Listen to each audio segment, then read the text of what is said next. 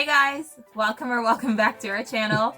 It's Sam and Crystal, and if today's your first day, welcome. Be sure to like, comment, and subscribe. Hit the notification bell so that you can be notified the next time we upload a video. If it's not your first time, welcome back, and let's get right into it. Guys, you know what day today is? It's Storytime Sunday! So today we're finally gonna get the story that you've all been requesting, the How It Ended story time, and Sam is gonna take it away. All right, guys. So, full disclaimer: this story is, no animosity, no anger, no issues or feelings. If people are asking how it ended, so I'm just gonna show you guys how the story ended. But before I say how it really ended, I want to provide some backstory on what led to this, what really led to this, right? So besides the fish shop video that I did, or the incident that happened at fish shop, we were fighting back and forth, like typical relationships, okay? But it was more than just typical. It was beyond the norm, okay? For example, her school friend, right? One of her school friends, he had a birthday party at his house, and he was living up the East Coast at that time. He was living, I think, in Anns Grove or something like that. Either way, I decided, let me sprinkle a little bit of trust. Just put the trust out there and see how it really works out, how it all happens. Mm-hmm. So I did that, and by doing that, I didn't went to the birthday party, so I just basically took her to the party and then I left. So she's there and I'm home. I went to bed. I'm sleeping.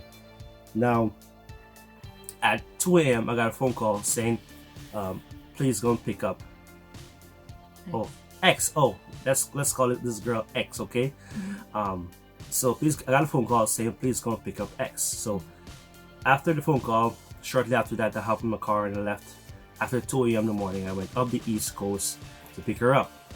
Now, upon arriving at his house is, let's say, down an alleyway, and you can drive through the alleyway. So I parked on the road and I walk through. So as I walk through the alleyway, I saw like a group of people. They were hanging outside an house. So I figured, okay, that's exactly where the party is. Okay, so as I get closer, I saw the birthday boy. He was sitting down, and there was a girl on his lap. All right. So when he saw me, I saw him touch the girl on his shoulder, right? But obviously on the back of her, right? He tapped her, and she looked around, and the girl that was on his lap was X. So she was sitting on his lap. There she was. She was sitting on his lap, and in my mind, I was like, I honestly, I didn't felt that way. It was disrespectful, yes, but at the same time, to be fair, I was doing my own thing. When she saw me, she looked at me, and then she turned her back. The point is, she was still sitting on his lap, even though she saw me. So I can't recall what happened after that. I think I approached them and I said, "X, let's go home." Right? I was not going to get into any fight, argument, or nothing like that. Mm-hmm. Like I said, well, I should say it before. After the fish shop, the incident that happened at fish shop in the past video, in my mind, I said, you know what? I'm done with this relationship. Now, I was wrong in terms of I did not verbalize that to her directly. Mm-hmm. I did in my mind. So back to how it ended this story, okay? So I told her, let's go, and I can't recall like what happened after that, but we left and I took her home. And after I took her home, I went home, and when I got home, I was like no, like this right here is our relationship is definitely going downwards. Like it's not going to work. It's not working, period. Okay. Mm-hmm. Now fast forward. Now I already knew that I was going to be migrating to the USA. It's just a matter of when. I didn't know. Mm-hmm. So shortly, when I received my first document from the embassy in Guyana, saying that to get a process started. Basically, I did not tell her. For what reason, I don't know. Maybe I don't know why I didn't say anything, but I probably had a good reason why. Nonetheless, fast forward about 2 days after I was leaving for the USA, I still didn't even tell her. And the funny thing is that I asked her sister to do my nails for me, and I was at the house maybe the night before I left. I was at the house, and her sister was doing my nails, and she was right there, and we were all talking and gaffing and laughing and stuff, right? And the fact is that I'm saying this because I had, of course, before several opportunities to say I was leaving, but even up to the night before, I still did not tell her I was leaving. Fast forward, now in the I left Guyana, and then I took it was in transiting in Barbados. When I got to Barbados, I can't recall speaking to her. Maybe my signal was messy or what have you, and it probably also was a short layover. Either way, fast forward to when I got to the USA, I landed at JFK, New York. Got to New York, got to my dad's house and stuff, and when I got to the house, pull out my phone, good signal, Wi-Fi and everything. So pull out and boop, went to WhatsApp sold me out, guys, because instantly when I went on to WhatsApp, obviously I was online. So again, that I was online, and then in split second, phone ringing, and it was X calling me. So I can't recall what was my state of mind then, but either way, I answered the phone, and all I heard was, "Sammy, where are you? I've been calling you for hours. Why have you answered your phone?" In my mind, I was like, and she was going on, but in my mind, I was like, wow, before you ask me if I'm okay, if something happened or what have you, you're like just jumping down my throat. Those are some of the things that we dealt with back then.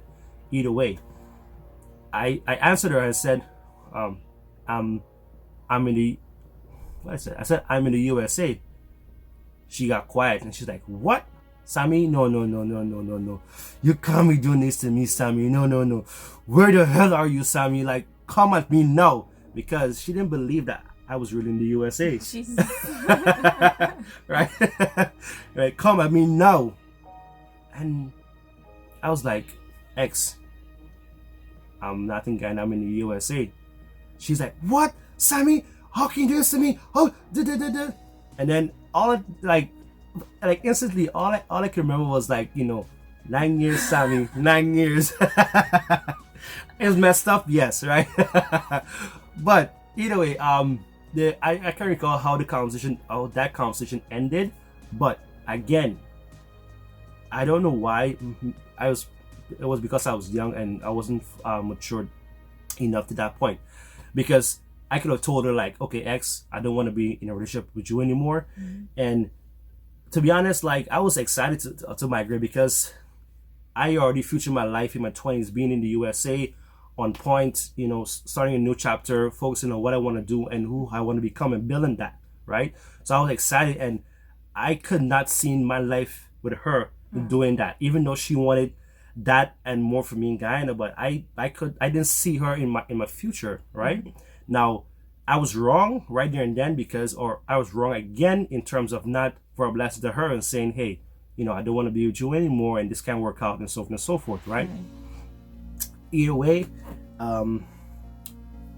so that conversation ended, and then a few days after that, we were she was still texting me, and I would respond. But the impression that I got was that she was texting me as though she was still hoping that we could work out in terms of it being a long distance relationship, right? But again, in my mind, I was like, no. So, we texted for a couple of days, but fast forward, or shortly after that, rather, I got a call from one of our relatives, and the conversation was really short, and it was basically like, "Sam, do you want to be in a relationship with X?" I didn't even think. I just said no.